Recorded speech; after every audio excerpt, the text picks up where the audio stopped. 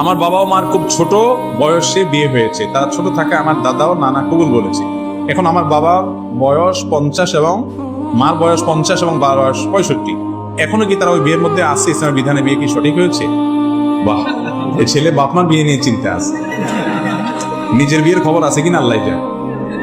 আচ্ছা ভাই, তারপরে বেচারা মাসালা জানতে চাইছে। আলহামদুলিল্লাহ, আমাদের কাছে অনেকে তুচ্ছ তুচ্ছ ছোটখাটো মাসালা জানতে চায়, যেগুলো অনেক কাছে মনে হবে খুব লেই বা হাস্যকর। আমার কাছে কোনো মাসালা জানতে চাওয়া হাস্যকর নয়, কারণ তার যেটা জানার দরকার হয়েছে এটা তার কাছে অনেক গুরুত্বপূর্ণ হতে পারে। তাছাড়া শরীয়তের ইলমের কোনো অংশই ছোট হতে, যাই হোক, এই প্রশ্ন উত্তর হলো যে ছোটবেলায় নাবালেগ অবস্থায় যদি বাবা মা কোনো সন্তানকে বিয়ে দেন, শরীয়ত অনুযায়ী সে বিয়ে হবে ঠিক, তবে সেটা ঝুলে থাকবে।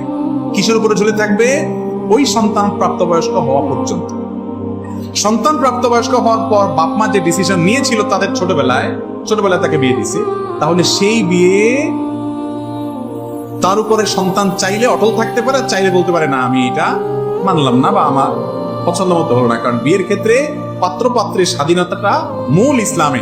তাদের যদি ইচ্ছা না থাকে, জোর করে বাপ মা কেন, পুরো এলাকার সব মানুষ মিলেও তাদেরকে বিয়ে দিতে পারে না। এই জন্য বাপ মা যদি ছোটবেলায় কোনো বাচ্চার বিয়ে দেয়, তো সে বিয়ের কার্যকারিতাটা ঝুলে থাকবে বাচ্চাটা বালেগ হওয়া পর্যন্ত। বালেগ হওয়ার পর সে যদি এটা মেনে নেয়, তারা যদি এটা মেনে নেয়, বিয়ে হয়ে গেছে। না মেনে নিলে বিয়ে হয় নাই। তো যিনি প্রশ্ন করছেন, আপনার বাপ মা তো মানছে না, হলে আপনি দুনিয়াতে আসেন কেন? ওনারা তো মেনে নিছে এটা, আলহামদুলিল্লাহ। অতএব বিয়েতে কোনো অসুবিধা। আরেক